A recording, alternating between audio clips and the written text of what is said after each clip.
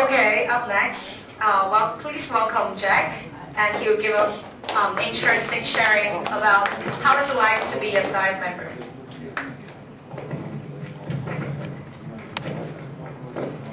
Testing. Can you hear me at the back? Okay. Before talking about SIFE, let me talk more about myself. I would say I'm not as great as Sue, because Sue has already come up with all the social enterprise ideas and products, and you can see the real results. But what I'm going to share with you is how you're going to develop a social enterprise project idea. Because currently I'm also developing one, which is food waste recycling. So let me talk about my own story. But first, I would like to share with you this quote. This quote, I thought about it when I was still in secondary 6. And think about what can we do to create a real social impact. So I came up with a lot of ideas. Like, for example, we work on policy to persuade the government to do all the campaign, to be the activists. But personally, I wouldn't like to do so because I don't like shouting on the streets and protesting everything. So what else can I do? Maybe I can be a volunteer, but each time I can only help one or two. And personally, I want to create some huge impact that I do a little bit, and then it can create a whole enormous impact over. So I think. And final answer for myself is business. But before I think business is really the answer, many people tell me, 無奸不為商, business is evil. So if business is evil, that's not going to what I'm going to do. So I thought to myself, I'm going to change this. I don't believe business is evil. I'm going to be a good business person. So I try to do it. So with this idea, I entered BBA in my university life. I try to explore my answer. So like Sue, I also joined the Hong Kong Social Enterprise Challenge. But I year before her, and this is 2008. I have this great partners with me. And at that time, I joined this competition because I want to create change. I want to prove to myself and other people that with aspiration, with passion, I can really create a huge impact. I can really make a social enterprise possible. So to win this competition, I try to think a lot how to fit into their criteria, right? So first, it's about environmental problems, because that's one category that's fit into their scoring criteria, right? So with this picture, do you know what it is? Any idea? Does it look nice? Any answer?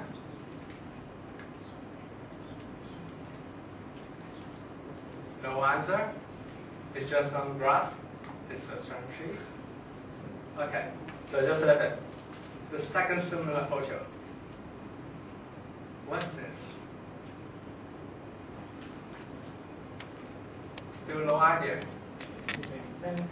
Yeah. Cool, you got the answer. So that's the first one. So as what showed us that there are 3 landfills, but we have never seen it. I wouldn't say never, because some of us have seen it before in some places. But a lot of us do not see such a landfill in our life. And we don't know that every day we are dumping so much rubbish into the landfill. So I asked myself, what I can do to tackle this problem? Can I do something to alleviate the landfill pressure myself? So in the landfill, you see all this kind of weighing machines that dumping all our solid waste into the landfill, including the paper, plastic, and also food waste. So I tried to check more newspapers, see what are the most critical problems in Hong Kong. And this one, how to translate this, is say, Hong Kong students, they waste 10 tons of food every day. So every day they have their lunch box, but they didn't finish or eat all. And then it leaves all this food waste into the landfill. Every day is 10 tons. So if you don't know what 10 tons is, just times 1,000, and you know that is 10,000 kilograms. So imagine how much it is. And also apart from those, there are also the commercial food waste. It's like you go to some fast food store, you go to some, what else? Some lunchbox companies, you go to some like Victor Soy, like Welcome, they all make all those food. But there are lots of food waste coming out from all this food processing center.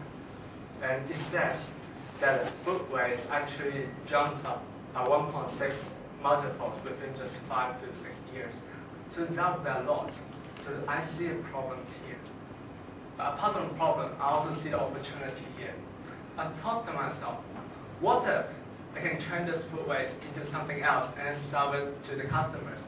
I can get rid of all this food and it gets money for myself, for my marriage, for my everything, right?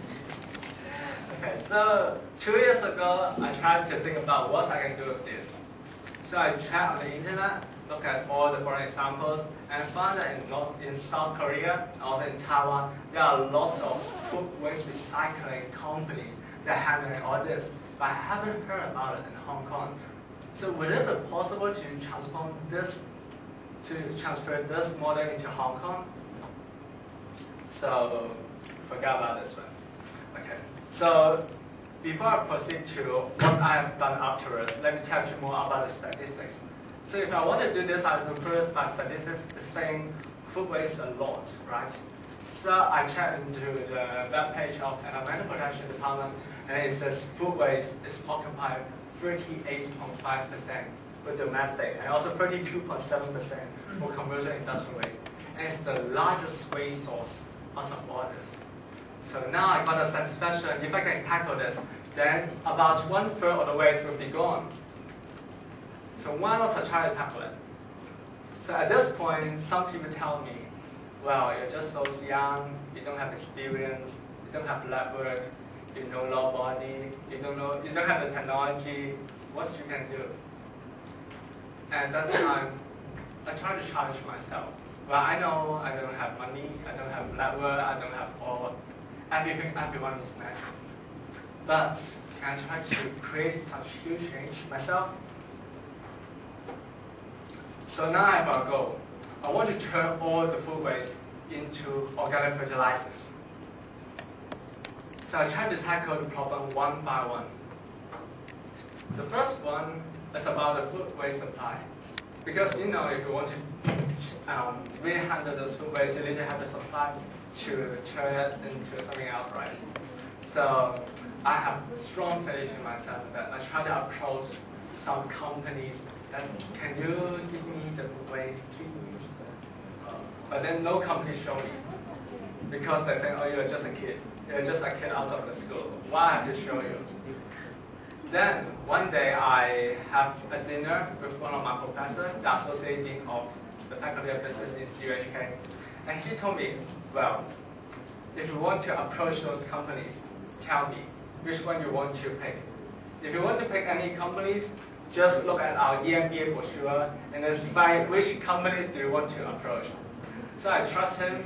I try to tell him, well, I'm now desperately need some food waste. Can you recommend some companies to show me? So this professor finally turned me to a company called Dialog. And then there's a lunchbox division that is Luncheon Star, and I approached the GM, the general manager, and they said, yes, we need that service. If you can help me handle those food waste, I can transfer it to your site free. So that's our first stepping stone. We find that, whoa, we can cut down all those raw materials costs. So now we can make this business more leaner to be feasible. So that's our first breakthrough. So even now, we have the food waste supply, right? So the next thing is that, how can we process the food waste? Because they're stinky, they're smelly, and if I just turn it into something else, that will create huge or bad smell to everyone here. So I tried to search it onto the internet again, and then find this company in Taiwan. And this company say they have this plan in Hong Kong that they want to try to turn the food waste into organic fertilizers. But they still haven't done anything about it. So I emailed them, asking them, now I'm in Hong Kong. I want to do this business. Can you help me, please? I can pay you. So after this, we go to Taiwan, and then we got onto the newspaper, and then They talk about, we go to Taiwan and talk to those people and say, oh well, we are requesting for that technology, and then under this technology transfer, we can share our products together. So now it's done. We got the technology now. We got the supply, we got the technology. What else? What else do we need for this full recycling?